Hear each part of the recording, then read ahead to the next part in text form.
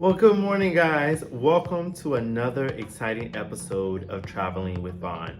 It is roughly 6:30 a.m. and I am traveling out of the country today, but I wanted to create this video before I left. So we're on our way going to Senegal. So I've got my bag and stuff packed, so I'm trying to get out of here on time, but I wanted to create this video that I think is important. So my video today, you guys, and I won't hold you too long, is about 9 tips to reduce the feeling of jet lag. It is something, if you've never flown before overseas or into a entirely different time zone, this is something that you are going to experience, jet lag. It's almost like it's when you go into another country or another time zone and your body is still in the time zone that you left or what you're so familiar to, right? And you constantly have the need of like falling back into that pattern, knowing that you're in an entirely different time zone. Might be a little bit of a lengthy video, but I'll try to make it as short as possible to give you the key points and then we can move on from there. So make sure you like, share, subscribe, and click that bell. Basically, overall, I want to make this very clear to you all, right? Is there anything you can do to get rid of jet lag? No. You cannot get rid of jet lag. So if someone tells you that you can get rid of jet lag, don't believe them. You cannot get rid of jet lag, but you can reduce the feelings and the effect that it has on you, right? So I want to give you some helpful tips on how to reduce the effects of jet lag. Each of us have what is called a 24-hour clock within our body. So during this time, what's happening is that your body temperature, your blood pressure, your glucose levels, your hormone levels, they're kind of like going up and down, right?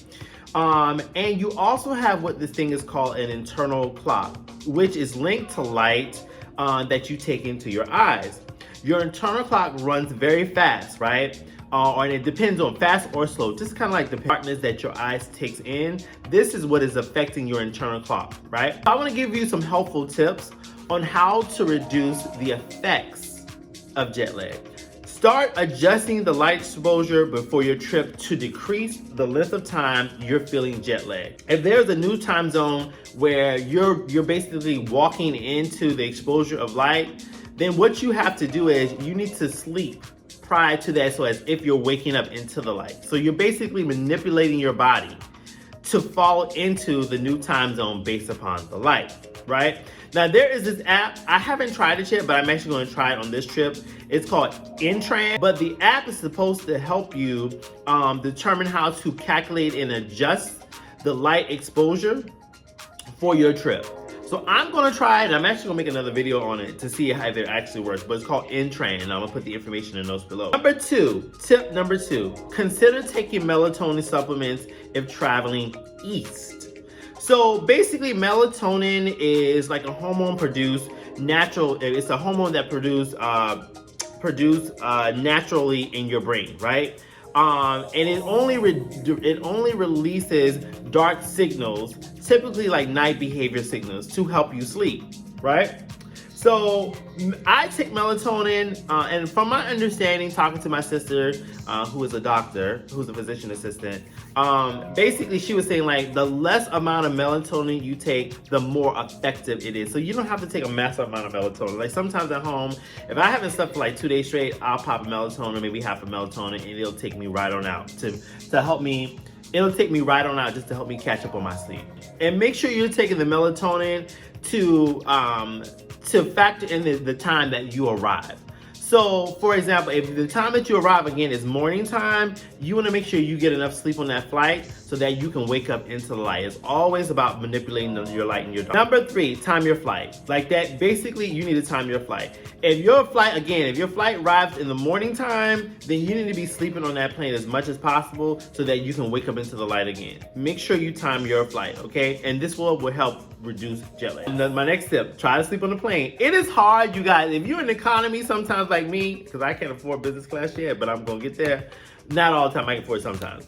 But if you're in economy, you know, like it's like 2 other people with you, and sometimes be 4 people. It's just like, I just need to get a nap. Or it's a crying baby.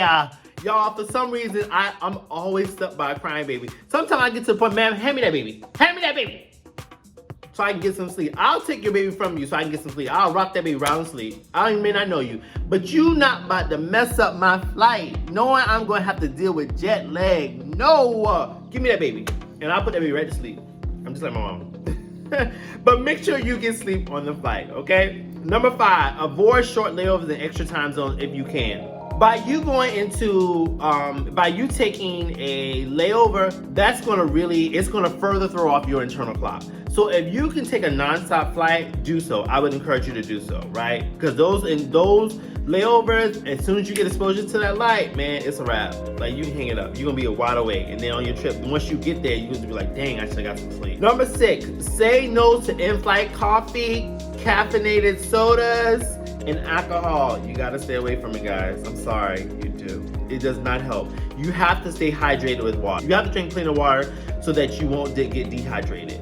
Dehydration is the worst effect on jet lag. Sorry, so no alcohol, no soda, no juice. I'm sorry, I'm so sorry, but you gotta drink water.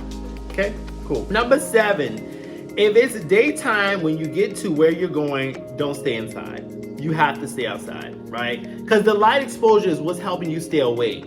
So again, if you get there in the daytime, go ahead and start your excursions, start your tours, like sightsee. You will be a little bit tired, but that light exposure is gonna help you stay awake. Number 8, limit the naps in the days for your arrival. Don't nap. You cannot nap. Don't nap, people. Nap will get you in trouble. It will get you in trouble. Trust me, it will get you in trouble. Do not nap. And number 9, bring earplugs and sleep meds. I'm not a big fan of them, but when I travel now, like it's my other bag. When I travel now, basically I make sure I have my earplugs and my mat. It's just even when your body's not tired, it's something about the cold pressure on your eyes causes you to relax and make you go to sleep, right? So I encourage you, and I'm gonna put the link below for the ones that I purchased on Amazon. And for me, like, it really works.